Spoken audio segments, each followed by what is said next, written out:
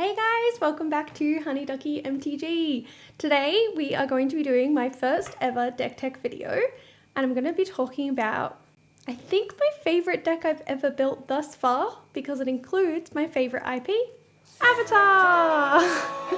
Today we'll be building Aang and Katara. Well, we'll be talking about Aang and Katara.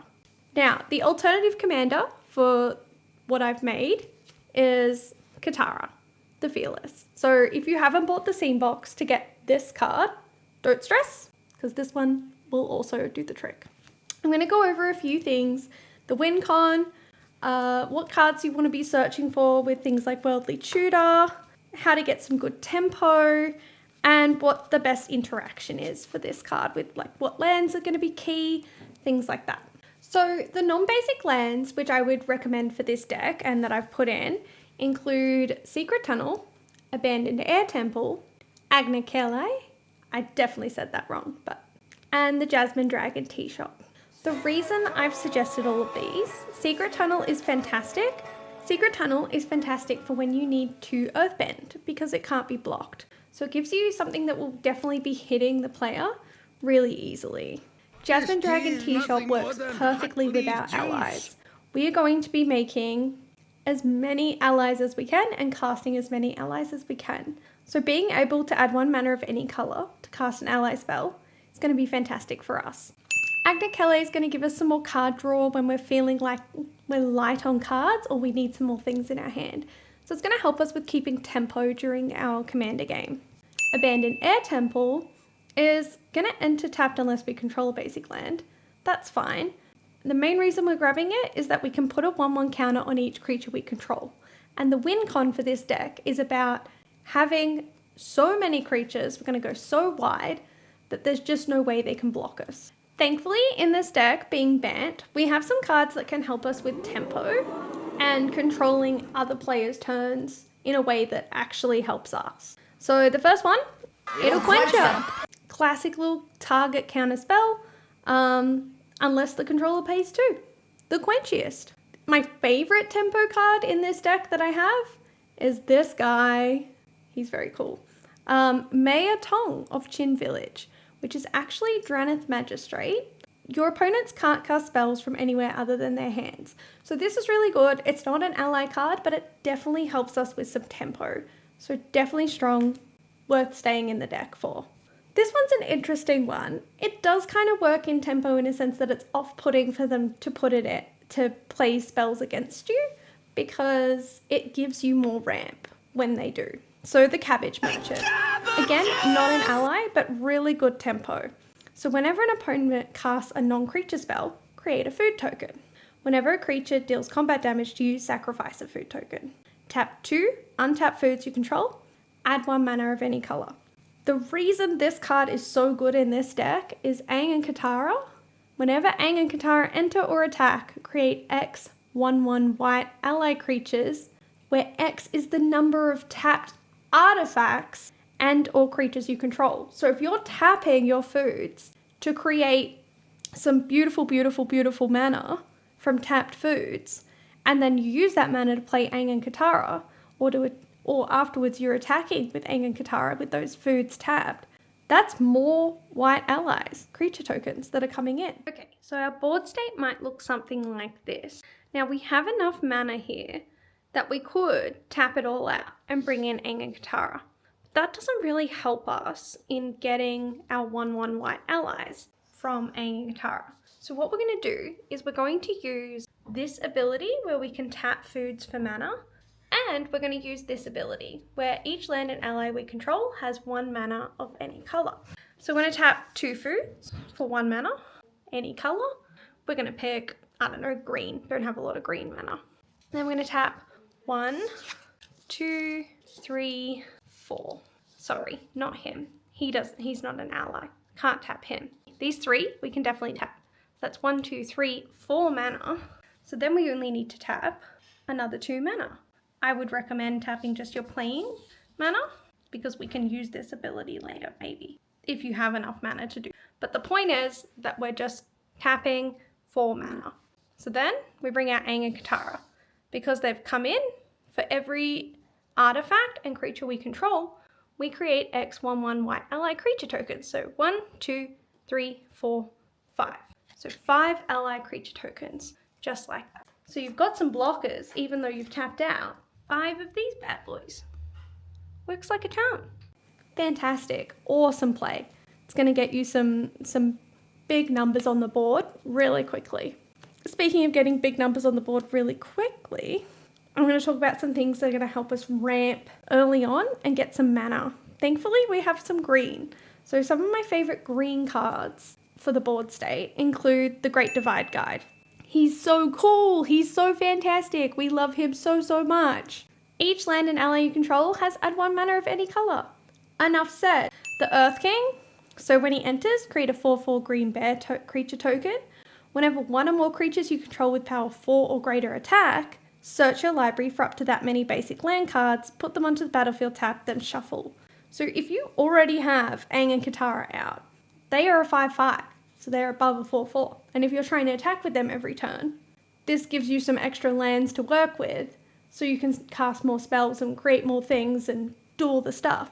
Very cool. Very cash money. Many partings. Look, I just love a Cabbage Man card, alright? Sue me. Search your library for a basic land card, reveal it, put it into your hand, then shuffle. Create a food token. So this pairs really well with the Cabbage Merchant, obviously. And for a 1 mana cost, it's just an epic card. I don't know why it's a common. It's fantastic. I'm still on my Cabbage Merchant bandwagon. Unlucky Cabbage Merchant is quite good as well. When it enters, you get some food tokens.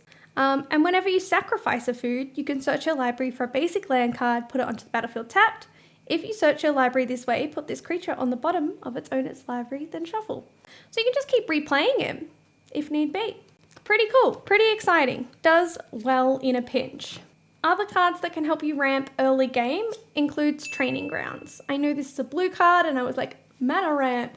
This isn't mana ramp per se, but it does mean you can do things for less cost, which is activate abilities of creatures you control cost 2 less to activate. So any of our waterbending activation abilities and things like that are going to cost us a little bit less to activate. This effect can't reduce the mana in the cost to less than 1 mana. So things can't cost 0, but they can still cost a lot less. So early game, this is a nice enchantment to have. So if you have this in your starting hand, pretty good. So there is a Worldly Tutor in this deck. And I know what you're going to ask me, Ducky, what am I searching for with Worldly Tutor? Which creature am I searching for? So, Worldly Tutor is a 1-cost instant where you search your library for a creature card, reveal it, then shuffle and put that card on top. Very, very handy. Very handy. There's a number of options depending on where you're at in the game. So I'm going to just show you some interactions of things that we would bring in. Katara is top of the list. Katara the Fearless. Because this means you can double what your commander's doing and double what almost every other creature you have in the deck does. Really, really recommend this. If it's early game and maybe you haven't got your commander out yet, or maybe you've just gone in and out and you want to recast it again, I would try Aang Swift Savior. So you can blink out Aang and Katara and play it again and build up those allies really quickly. Hakoda Selfless Commander. What a hottie. Vigilance. You may look at the top card of your library at any time. You may cast ally spells from the top of your library. You can sacrifice him, and creatures you control get +0, +5, and gain indestructible until end of turn. Really strong card. Gives you a fail-safe, gives you so much here that's so helpful. I would consider searching for him, especially if you're feeling like people have some scary stuff out or a lot of death touch and you don't have a lot of chump blockers yet. This would be really cool. Then I've got your big hitters. So I'm saying you're like later in the game, you're struggling, maybe you've just been through a board wipe, maybe they've got like a really giant creature that you keep chump blocking over and over again that you just want to deal with. I have some creatures that can help with that. Appa the Vigilant. This is out of a scene box, I apologize.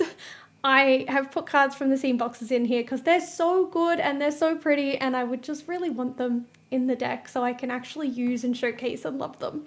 So Appa the Vigilant has flying and vigilance. Whenever Appa or another ally you control enters, creatures you control get +1/+1 and gain flying and vigilance until end of turn.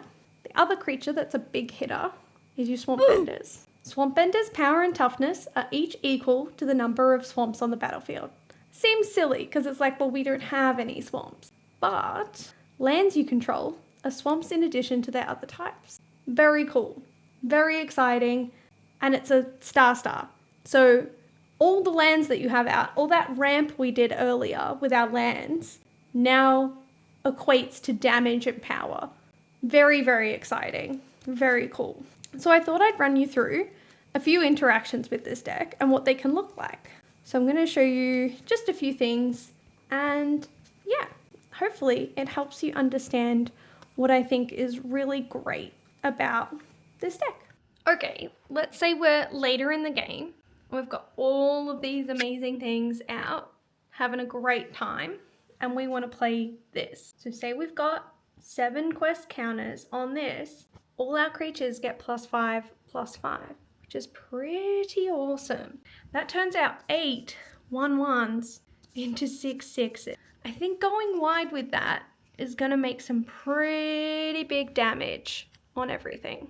And then by tapping them to attack and attacking with Aang and Katara, we can double the amount, well, triple the amount we have, because we also have Katara here. So then we would make another 16 untapped that would also have +5/+5 on them. It would go hard. Most people were going to scoop after that, unless they have a board wipe in hand. So maybe hold on to a counter spell or two. Same with tapping food for mana. Tapping your artifacts for mana over your lands is going to help you a lot with this deck in getting this off. So something that's a staple in most commander decks now is playing a key role in the win con in your deck. Rather than just being a mana rock, it's now a mana rock that creates creatures. Perfect. Cards like this that let you water bend to either transform Aang or to give your creatures a stronger base power and toughness is fantastic for this deck, because we've built a bunch of allies that we can then use to power these up. And once we power these up by tapping them to waterbend, we make a bunch more allies. It's a fantastic synergy. And I just really like how these two looking at each other like this and these cards together, they just look like they're for each other. It's really nice and thematic. I hope this answers all your Aang and Katara deck building questions. If you have any more questions, please leave a comment on this video and I'll get back to you as soon as I can. What I would recommend is playing around with it. Try and build from cards that you own before you look into singles and things like that, because there's so many cards that work really well with it. If you've got something that you're using that works better than anything that I have in here that you've used as a replacement, let me know. I want to find out about it. That sounds really fun and cool. I am by no means a master at deck building, but I certainly have a lot of fun, and I've playtested this deck a few times and it does play really well, and it is enjoyable to play. I would recommend that it's around a bracket 2. You could put more in it to make it a bracket 3, but I like playing around a bracket 2, bracket 3 level.